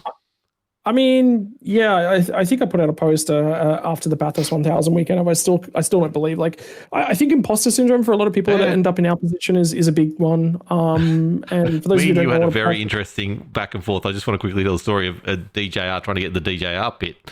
Dan Hall had organised it for you, but Dan Hall just happened to be on a plane when we were booked to go in, and you were sitting there. We spent half an hour trying to get into this thing and trying to get someone's eye line and all this kind of stuff. You were not going to walk up there. Nope. Of all people, I am nobody. I am absolutely nobody. I don't deserve to be anywhere near these sorts of guys. I'm just really, really happy that I get to look over a fence and see a bit of a car. That's and look, cool I'm in the same boat most of the time, but I just went, Scotty, we're going. And we pushed our way through, and I said, he's Scotty Rankin. He knows Dan Hall. We're supposed to be in there, but what's going on? And we got through. And we were in the DJ pit bay, just taking photos with, Dick Johnson's just over there. It was phenomenal. But that's exactly what you're talking about. Like, you don't believe that you should be there, but yet you pull over Richie Stanaway walking on a Sunday morning before Bathurst and say, "Hey, Richie, I'm Scotty Rankin. I've been, we've commentated. Oh yeah, I know you. Yeah. And then we have a I know your voice. Yes, that was Richie turned around and looks at us and go, "I know that voice. Where are you from?" Yeah, and it was like, "It's Scotty from the racing." And he went, "Oh, sweet, man, it's so good to finally catch up with you." And then we have a 5-10 minute conversation with Richie Stanaway on Bathurst morning. No, it's Saturday night, just after qualifying. Oh, it was and too, he walked down remember he walked out the garages and he was so flat and deflated. Yeah. Sorry, it was Andrew Gilliam with his fluorescent white jacket. That was the one we were doing Sunday morning. Like, these are the conversations. Like, as I said to Andrew, I saw him at Queensland Raceway. I've seen him multiple times, and he's never recognised me because, I ran into him at a charity event, and I had to introduce myself to him for the third time. I'm like, I just don't go up to you anymore because you don't know who I am, and I don't want to interrupt you. It's that kind of stuff, isn't it? Back to the imposter syndrome. But you can do it with some people. You just can't do it with other people. I guess it's in the community, and it's talking to other people outside the community, which is the difference, I guess. But yes, you back onto that. Sorry. Completely derailed your conversation. But yeah, I mean, it's interesting at the moment because I'm going through man, this is one of the conversations we had at Bathurst. Like, if anything could have gone wrong away from the sim racing world, it's gone wrong for me this year. I lived in a house where I moved home with my parents, and I was so upset because of everything that was going on with the divorce and how my life had just imploded suddenly. That I didn't get on really well with my parents, which I've finally been able to repair that. I haven't had a great relationship with my parents since I left home, and I've finally starting to get that back again now. And that's taken 12 months since I moved out of their place for that to begin. So I had a terrible relationship with my parents. That blew up. I needed my own space. I got my own space. The first place I moved into, the roof caved in on. I moved into another house where my housemate threatened to not give me my bond money back when I moved out just recently. And now I moved in with my new partner. So, in the middle of that, the contract that I work on at work, we just didn't get the contract back. So I'm now in this, I know at the end of January, well, there's more that's come out in the last month, whereby at the end of January, I may still have a job, but I may not. I'm not really sure, but I need to apply for other jobs, but I don't. But I need to, but I don't. So I'm in this real bad spot with anxiety of I just don't. I said to my partner, I think probably 2 weeks ago before I left to head down to Sydney. No, before Bathurst week started, I said the next 2 weeks are going to be really, really tough on me. But I wanted to say thank you because you're the easiest thing at the moment because everything else, like it's just, I'm sick of living in limbo. I've lived in sim racing stuff. I know that I'm comfortable with that. I know that's working really, really well. I don't have to worry about that. That's really, really good. But I've lived in limbo for the last 12 months, 15 months. I moved home August last year. And since then, my life has just been in limbo ever since, just because of the circumstances of things. So I'm very, very keen for 2026 to be settle year. And I start doing some things. I'm hopefully going to go and get some laser eye surgery. My glasses, you got to see them at Bathurst, but my glasses are like this thick. Yep. I wear contact lenses constantly.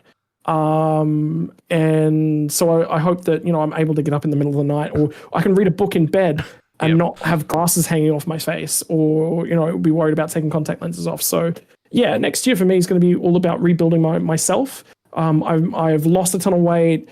I'm in a really, really great shape, but there's some little bits and pieces I'm working on. I learned I don't take very good care of myself in the last 12 months, which has been probably a good thing actually, because now I'm taking actually quite good care of myself, and I'm looking after myself and my partner a lot better because of that. So I think the toughest thing from a mental health standpoint is that, and a friend of mine Rick Provenzali actually said to this when the divorce came through, and Rick's actually one of the head admins over at the Premier Endurance League. He said, I'm going to take you out in the bush. If you come down here, I'm going to take you out in the bush. We're going to set you up. And then I'm going to walk away. And I'm going to let you handle it on yourself. And what you will realize is for the first hour or two, you sit there like, I'm not going to survive. I'm not going to be here in the morning. Nothing's going to work. And then after that, you go, okay, what needs to happen? How do I solve these sorts of things? And how do I move on? And I think that's one of the things that's changed from the current age that we live in is that I've never been thrown against the wall on my own and forced to make this sort of stuff stick. This year's the first time that I've had that in my life. And I am now way more confident that I can do things. It takes somebody to shove me into a DJR garage to make that part of it work. But yeah. I'm glad to help sometimes. I think it's really, really important that we are all far more capable than we ever think we are. And I think that's one of the things, and I was also talking to some friends who are in the military, and they talk about it as the tough love style of things. They when you start in the military, it's there is a handout or whatever, however they give it to you, but it's basically anything that we go through here in training is not against you as a person. There are no personal attacks that are going on here. This is trying to get the most out of you. And until you actually sit there and treat yourself tough and look yourself in the eye and go, the only person that can solve this is you, do it. You're not going to do it. And I think that's the biggest change about the world. So yeah, I would, there's definitely more in the way of discipline that I can certainly do into the future. And that's something I'm definitely going to be trying to work on and continue to work on. Once I've injured myself as well a whole bunch this year. I injured my back on the weekend. Which is the second time in a month that I've injured either my ribs or my back. So I've had a lot of pain over the last month that I've never had to deal with before. But yeah, but it's promote yourself. You can do it. You can do it. And I'm going to look at everyone that's watching this. You can. Everyone says to me, Scott, how do you get it started? I'm thinking about commentating. Do it. Just do it. There's a league out there. Every league needs a commentator. Every broadcasting. Do you want a broadcasting company? You want to start getting into commentating? Message me. Message Wilco. Message, because there are people out there that want that sort of stuff. Just do it, man. You can do it. I still remember only you that's holding yourself back. Our first ever broadcast was split 2 of the Strength of Field Sunday Night Lights because we just wanted to test some things. And obviously, Alex McKellar was doing first split. So we're like, well, let's just test some stuff out. It's an official. Just if you want to do stuff like that, just spectate an official, put all your stuff up, stream it or record it, whatever you want to do to nobody, grab a replay and just commentate over the top of it. Put it out there. Someone will see it. Someone won't see it. Don't matter. But at least you get experience. I started podcasting 10 years ago, actually 11 years ago. No one really wanted to listen to me talk. I still don't want to hear what I have to say, but I'm still doing it, and I'm probably doing it as good as other average people out there. And I've just told him to go away, and he's just left me to be. He's got his trophies now. Here we go. Scotty, show us your trophy. For those audio listeners, it's a microphone on a bit of wood with a plaque. And what's it say, Scotty? It's probably not going to pick it up because it's going to be reflecting everything. Yes. But it says Junior South Grafton Services Motorcycle Club, or SGMCC, MC Speakers Award 1998, Scott Rankin. I was 6 years old, and at the end of every motocross event, Santa brought 2 Pee Wee 50s down the Christmas in December 1997 because my dad had actually won the endurance class that year on his old DC 200. Oh, that was a bike. And yeah, we started motocross racing in 1998 in my local club. And at the end of things, whenever you got an award or you got a trophy, and I was in a demonstration class at 6 years of age, there was actually no racing. So every time I showed up, got a little medal, got a little ribbon. And I would be like, thank you, Mum and Dad, for bringing me today. And thank you for all the other guys in the class. And that's how it started. And now I'm able to talk to people. That's how it started. You just start. Yep. You want to get fitter? You walk a lap of the block. You do that once a day. Well, by the weekend, it could be a lap and a half of a block. Yep. By the next week, it's 2 laps of the block. By the week after, it's 3 laps of the block. You know, it starts, it's little steps. Yep. It's these little things. I'm forcing myself to get out and to get a little bit more social later. I said to my girlfriend last night, that's it. Every single Tuesday, we're going out for coffee. We're going to go see something new every single week because it's important to get out there and do a little thing. And, you know, this turned into me commentating. But it's the same. It's exactly what you said. My first commentating was me and a friend of mine. I was streaming League of Legends in 2013, and we were watching Worlds. And a buddy of mine who came over for my wedding, by the name of Joshua Dutton, and I love that guy to bits. Every single time I catch up with him, I'm so keen. But life has taken us in different directions. He's one of the few people I do stay in touch with, from 12 years ago. And it was literally, we're watching Worlds, and we're like, broadcasting's not all that great. Like, they do this well and they do this well, but we think we could do better. So we just went and watched a friend's game and did it. That wasn't a tournament. That wasn't a league. It wasn't anything. It was just we went and watched a friend's game and started. That's how you start. You want to get good at soccer? How do you start? You kick a ball. Yep, exactly. So you got that trophy in 1998. I can tell you what I was doing in 1998. I was working at a fishing tackle store, and that fishing tackle store, that guy he worked with the radio, and the radio got him to do the surf report, weather report for the weekends. And I worked in the shop on a Sunday. So it was my job to answer the phone call from the radio and tell them what the fishing and surfing conditions were for that day on the radio. So I had my own radio thing once a week about surf, fishing, and weather and stuff at 1998. That's what I was doing. So, that's where things start. And I didn't think much of it at that stage, but apparently I was good at it because he kept on getting me to do it every weekend. So, no, there was no one else to do it, but you didn't know that. Yeah.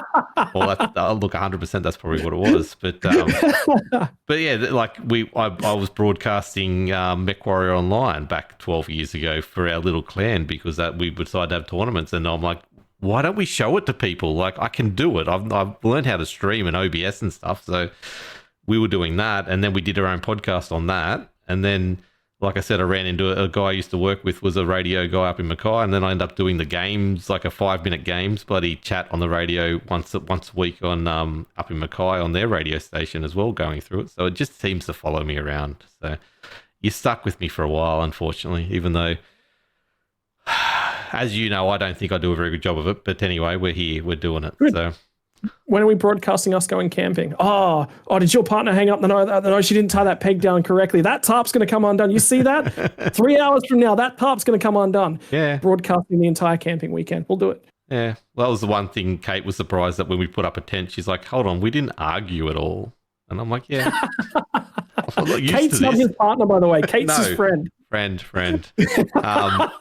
But yeah, she's like, I'm not used to this stuff. Like, what's going on here? I'm like, I don't care. You know me, I don't care. If it happens, it happens. If it falls down, it falls down. Tent stayed up the whole weekend. It was all good. No, did a great job. Yeah. So anyway, so that's I won't go through my day. That's another one for another day. So it's good to have you back, Scotty. It's good to have a chat with you again. It was great to go to Bathurst with you. Thank you, Peter Baxter, for putting us back in the same geographical location for the first time. So that was awesome. And 2026, have you got anything to talk about quickly? Obviously, you talk about the year of, looking after yourself and stuff like that, but anything on the horizon or any projects that you're definitely going to be working on that you can talk about? Obviously, Logitech G. Anything else? I'm back. I was thinking actually about scaling back. I'm actually probably going to take a month off of work. If I get made redundant around the end of January, it depends. My next year is going to be a year of I actually don't know what I'm going to be doing for half of the year. Woohoo. So I could be doing what I'm doing now for work, and I could be doing that right through to the end of next year. I could be doing something completely different. I don't know. So realistically, it's making that work is going to be what I'm after from a that standpoint of things. There is some really, really cool things coming. I think I'm booked to commentate Wednesday night for about 40 weekends of the 52 next year already. Yep. So Wednesday every night, I'm just like, this is what I do now, which is sad because I just found out I go down to bingo on a Wednesday night. I love bingo. Anyway, so I missed out on bingo, so I'm going to try and make it whenever I can. I'll go down to bingo on a Wednesday night and get Chinese. But then there's Premier Endurance League, which I'm also doing. So that's a little bit of Wednesday night's V8 Pro, dirt stuff, and more TBA. I can't talk about it yet, which is cool. And coming, and I'm very, very 100%. No, you can. No, you can. Absolutely, I can't. I can't talk about it yet. There's like 10 people that know about what's happening next year at this point in time. If you tell me it's 11, that's max. I guarantee you no one listens to this. fine. And the 5 listeners that you have, yeah, they'll know. And then it's I annoyed one of them a second ago. They're now back to 4, so we're good.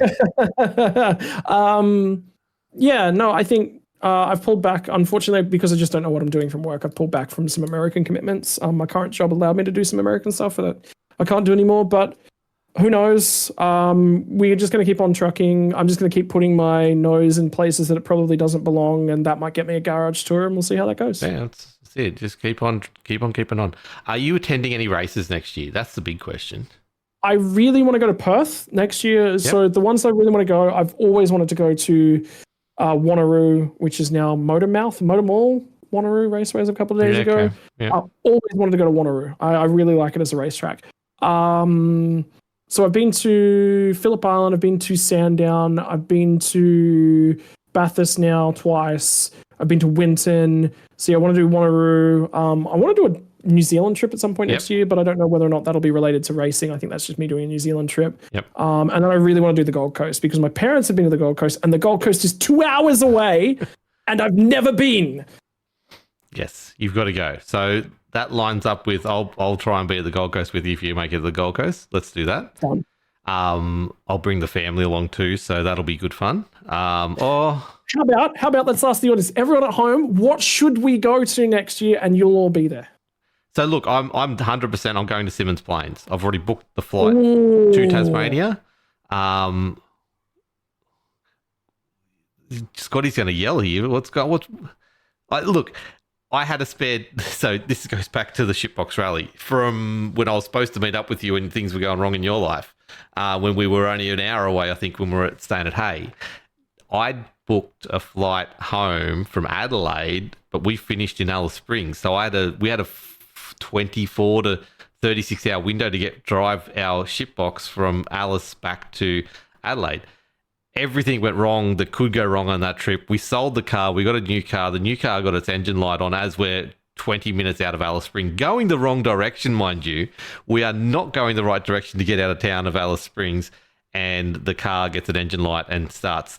It's got no temperature. It's just not going up. So we assume it's a sensor, but we don't know. It's 4 o'clock in the morning. So we're like, I've only got about a 4-hour window here of problems before I miss my flight from Adelaide back to Brisbane. So we're going back. We've just spent 2 of the hours on the side of the road or getting back and calling for, roadside assistance stuff till we fix it up. So I booked another flight from Alice back to Brisbane and then moved my Adelaide one forward, and then I kept on moving it forward. And I just said to my wife the other day, I'm like, I can't move this forward anymore. I need to use this. And she's brought up going to one of the races around Australia if you're doing it. And I'm like, well, Perth wasn't lining up with some of the stuff we were doing. There was a few others that wouldn't line up. There's too much going on next year. And May, there was a little window, and it happened to be Simmons Plains. And I'm like, let's do this. And so I've booked a flight. I think I'm only there for the Saturday, Sunday. But I was looking at the corporate packages. They just started selling tickets, and tempted to go into the the sports lounge or whatever the equivalent is for the 2 days. I think it's like $480, but you get because of Simmons Plains, if you're up high, you can see the whole track and, fully catered and stuff like that. And I'm like, I think I might do that while I'm there. So it'll be minus 15 degrees, but I think it'll be worth it. And I think the smaller events are good to go to because all the drivers are not as crowded and they've got a bit more time. And, that's well, I'm doing that anyway. So I'm doing that. I want to do Queensland Raceway just because I want to make that a regular thing for me and my family. And then Gold Coast is the one that my family would prefer to go to. So if I just do Queensland Raceway and we do Gold Coast as a family, that would be probably the solution. So anyway, that's where I'm at. Yeah. I've nearly done Adelaide and Perth Motor Week actually last year. I really wanted to go over there because Carl Larson came over and that would have been really, really cool. And I had a couple of friends who were going to show me around all the back bits and pieces. So that was last year and I missed out on that. So I definitely want to do Perth at some point. Yeah. Tasmania sounds really, really cool. I've always wanted to go to Tasmania and do a trip around Tasmania. But the thing is, when I do the Tasmania trip, it'd be driving around Tasmania and doing all the bits and pieces, which is what I want to go to New Zealand and do. That's like a couple extra hours, to be honest, to drive around Tasmania. But I think Gold Coast definitely. I think QR definitely because of just proximity. Yeah. It's so easy to get to those. We did. We got back super late after QR, but we'd do it again in a heartbeat. I think we ended up, we walked out of Queensland Raceway and we saw the traffic jam and we just, my partner and I looked at each other and we're just like, so you just want to get dinner instead of sitting in the queue? Yeah, sure. Sweet. So we ended up eating dinner before we drove home. Well, that was, I purposely booked that Sunday night's accommodation. I said, kids, you're not going to school Monday. My wife, you need to take the day off. I'm not dealing with that getting in at 11 o'clock at night on Sunday night with the traffic. It's just not going to happen. So best decision ever made for that. But anyway, sorry. Go to a race. So somebody message us and say we're going to this race. Do you guys want to come? Because like I'm open. Like I'm just open. Let's just do something. I want to meet more sim racing people. I want to go and have beers with more sim racing people. I don't want to look at a drink right now, but next week I'll probably be good again. Oh man, I was so drunk last week. It was the final ever worst Christmas party for the contract, and everyone was there, and everyone was bawling their eyes out and drinking way too much because of it. So it was, it was fun. But like I said, I've been to 3 racing events this year, and I haven't been to one in the last 10 years, which is just wow. Big change and big opportunity. So let's do some fun stuff. Yeah, I'm eyeing off 2027 for for F1 as well in Melbourne. Ooh. But there is not everyone. People I'm talking to are telling me that maybe Singapore or Malaysia is the cheaper option. So I'm tentatively looking at those options. But I definitely especially with my wife now actively watching F1 with me and staying in on the drama. She's the one telling me. So, we could do that as well. I think that'd be the Melbourne would be great. It's just expensive. So, look, that'll be a thing, but it won't be this year. Next year, because it's already pretty much sold out. So it's something I've really got to line up and get sorted early. So, but anyway, there's lots of options there. Yeah, I definitely want to do a Formula One trip as well. The problem is, at this stage, if I was going to make it happen, I'd have to be working it, and I'm not opposed to that. But I'm also like, But no, 2027 sounds really, really good. Actually, that's a good time. We're locking it in. Anyone, if you're going to Formula One at 2027, we'll be there. Hit us up. We'll make it happen. Hold us to it. But anyway. Look, thank you very much for your time, Scotty. Where can people find you if they want to get in touch with you? Well, I've never really asked that. I don't know if people can. Are you on social media anywhere? Facebook, I guess? I don't maintain any of that anymore. I used to when I first started commentating and streaming way back when, but I've never really done it with iRacing. But my Twitter is @Rankonius, which is spelled RANKONIUS. Again, I don't really keep up to date with anything across there, but if I ever do, that's a really, really good place. Just honestly, Simspeed. I do a fair bit chunk of stuff for Simspeed, V8 Pro. I just quietly go about my business these days. YouTube comments. He'll answer you. He'll see it. He'll talk to you. Don't worry. Apparently, I will now. So sweet. Look, and who knows what you're doing next year? We'll see what happens.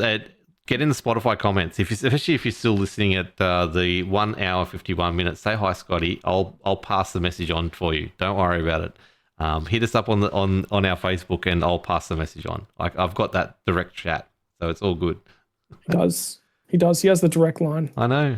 So yeah, cool. Thank you so much for your time, mate. Look, I hope 2026 is way better than 2025, even though 2025 was awesome in parts, and you got through it. That's the main thing. So, look, thank you so much for your time. It's been great doing it. Hopefully we'll do it again sometime soon.